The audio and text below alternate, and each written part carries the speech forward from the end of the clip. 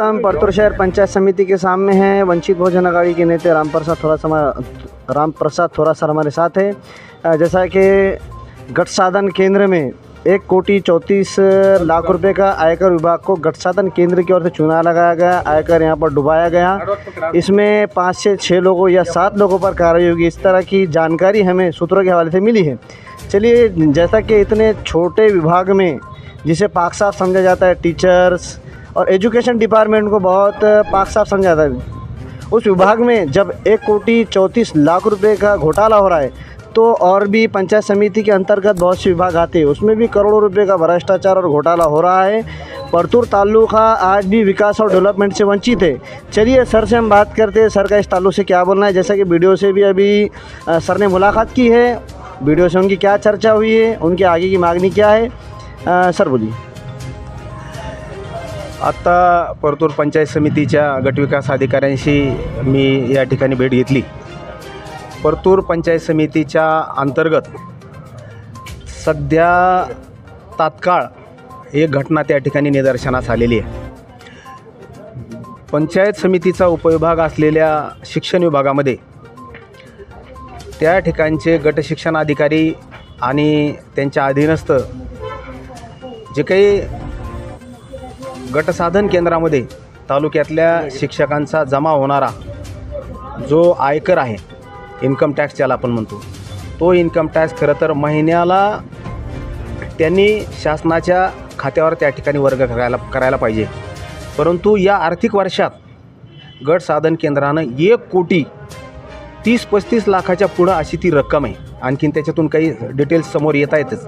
आता हे असं जवळजवळ 1.5 कोटीच्या आसपास रक्कम त्या ठिकाणाहून परस्पर उचलून घेऊन त्याचा अपहार करण्यात आलेला आहे। हा एक नमुना आहे। परतूर तालुक्यातल्या परतूर पंचायत समितीच्या अंतर्गत असलेले जे काही उपविभाग आहेत, त्या उपविभागाचा कारभार आओ चोरो बांधो भारा, आधा तुम्हारा आधा हमारा, अशा प्रकारचा कारभार सध्या तालुक्याचा चाललेला आहे। परतूर तालुक्यातले सर्व कार्यालय पंचायत समितीच्या अधीनस्थ असलेले पूर्ण प्रभारीवर त्या ठिकाणी चालतात, ज्यांची पात्रता नाही। आता खरं तर आम्ही परवा दिवशी शिवची भेट घेतली, शिवच्या निदर्शनास आणून दिलं की इथं गटविकास अधिकाऱ्याला जवळजवळ 7-8 वर्षापासून प्रभारी गटविकास अधिकारी आहे आणि इथं 6 BDO असताना एका विस्तार अधिकाऱ्याला पदभार दिला जातो, एका कृषी अधिकाऱ्याला पदभार दिला जातो। हे कोणाच्या सांगण्यावरून होतं? मग असे जर ज्यांची पात्रता नसणारे अधिकारी जर त्या ठिकाणी आणून मांडायचे तर कशासाठी मांडायचे? याच्या पाठीमागं कोणती शक्ती आहे याचाही शोध त्या ठिकाणी जनतेनं घेतला पाहिजे। प्रत्येक ठिकाणी प्रत्येक कार्यालयात आता परतूर पंचायत समितीचा जर विषय घेतला तर घरकुलाची सर्व गावागावात ओरड आहे। पैसे घेतल्याशिवाय हप्ता पडत नाही, पैसे घेतल्याशिवाय कुठलं काम होत नाही आणि विशिष्ट एका पक्षाच्या दावणीला जर तुम्ही गेले तरच कामं होतील, अशा पद्धतीचं स्पष्ट प्रशासन सांगतं। म्हणजे इथं लोकशाही अस्तित्वात आहे का नाही, अशा प्रकारचा प्रश्न परतूर पंचायत समितीच्या अंतर्गत त्या ठिकाणी आहे। आणि म्हणून या संदर्भात वंचित बहुजन आघाडी तर या ठिकाणी रस्त्यावर लढतेच आहे 4 महिन्यापासून। कारण आता विरोधी पक्ष फक्त इथं वंचित बहुजन आघाडीच राहिले, कारण जे विरोधात लढले ते सगळे एका हौदावर पाणी प्यायला गेले, सगळे मित्रपक्ष झाले, ते सगळे सावत्र भाऊ झाले। आज पैसे कमावण्यासाठी सगळे गळ्यात गळे घालून त्या ठिकाणी ते एकमेकाला सहकार्य करतात। जनतेसाठी मैदानात उतरायला कुणीही तयार नाही, परंतु जनतेची बाजू घेऊन या मतदारसंघामध्ये वंचित बहुजन आघाडी ठामपणानं त्या ठिकाणी रस्त्यावर उतरल्याशिवाय राहणार नाही। आणि परतूर पंचायत समितीच्या गटसाधन केंद्रात एक भ्रष्टाचार समोर आला आहे, त्या अंतर्गत आरोग्य विभाग आहे, त्या अंतर्गत पशुसंवर्धन आहे, त्या अंतर्गत बांधकाम आहे। हे सगळे जे काही उपविभाग आहेत त्या सगळ्या उपविभागामध्ये अशा पद्धतीचे घोटाळे आहेत आणि या घोटाळ्याला कोणाचं वरद असतंय हे सगळ्या जनतेला माहीत आहे। आतापर्यंत बाबा तुम्ही जनतेला काय लुटायचं तेवढं लुटा, पण माझं काय ते तेवढं करून द्या, हे या ठिकाणच्या कारभाराची रीत आहे।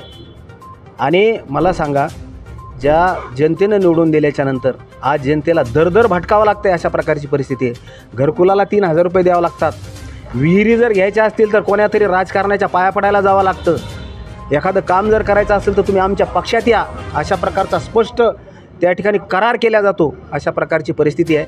आणि म्हणून इथं जे काही प्राथमिक आरोग्य केंद्र आहेत तिथं सुविधा नाहीत, तिथं डॉक्टर उपलब्ध नाहीत, असलेले डॉक्टर येत नाहीत आणि फक्त एका माणसाला सांभाळायचं, मग तालुक्यातल्या लोकांना सांभाळण्याची आवश्यकता नाही, अशा प्रकारची या तालुक्याची परिस्थिती आहे. आणि म्हणून निरंकुश सत्ता इथं, निरंकुश इथं जे काही लोकप्रतिनिधी आहेत त्या लोकप्रतिनिधीचा कुठल्याही प्रकारे इथं या प्रशासनावर अंकुश नाही आहे. आणि म्हणून आमचं त्या ठिकाणी मुख्य कार्यकारी अधिकाऱ्यांना विनंती आहे, या ठिकाणी पात्र माणसाला गटविकास अधिकारी म्हणून नेमलं पाहिजे, या ठिकाणी पात्र व्यक्तीला गट शिक्षणाधिकारी म्हणून नेमलं पाहिजे, या ठिकाणी पात्र व्यक्तीला तालुका वैद्यकीय अधिकारी म्हणून नेमलं पाहिजे, या ठिकाणी पात्र व्यक्तीला उप अभियंता बांधकामचा म्हणून नेमलं पाहिजे. इथं चमच्यांना, एका अर्थात सांगतो, चमच्यांना जो काही इथं पदभार मारून मुटकून दिलेला आहे, याचा वरिष्ठ स्तरावरून प्रशासनानं त्या ठिकाणी त्याची चौकशी झाली पाहिजे आणि पात्र लोकांना पदभार दिला तरच हा खेळखंडोबा बंद होऊ शकतो. नाही तर त्या ठिकाणी हा तुगलकी कारभार चालू आहे सध्या इथं, अशा पद्धतीची परिस्थिती आहे. आणि या विरोधामध्ये एक प्रकार समोर आला आहे, वंचित बहुजन आघाडी प्रत्येक पंचायत समिती अंतर्गतच्या उपविभागाचे हे सगळे काळे धंदे कारनामे बाहर काढल्याशिवाय थांबणार नहीं। धन्यवाद। हर विभाग की चौकसी होनी चाहिए, इस तरह की मांग रामप्रसाद थोरात सर ने की है और भी ऐसी न्यूज़ के लिए आप देखते रहिए बोलता महाराष्ट्र।